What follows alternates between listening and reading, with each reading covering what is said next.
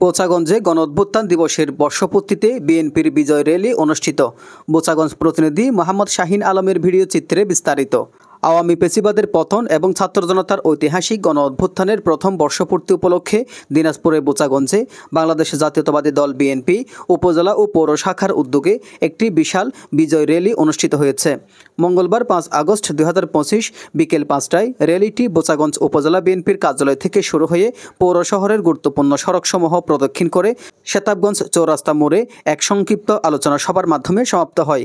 র্যালিতে অংশ নেন একাদশ জাতীয় সংসদ নির্বাচনে বিএনপির মনোনীত প্রার্থী মোহাম্মদ আলহাজ সাদিক রিয়াজ চৌধুরী পিনাক।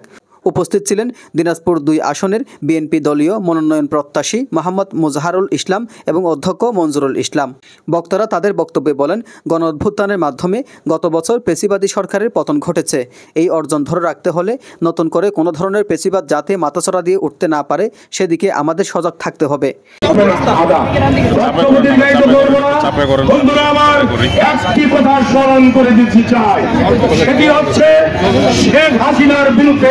আমরা 17 বছর আন্দোলন করেছি।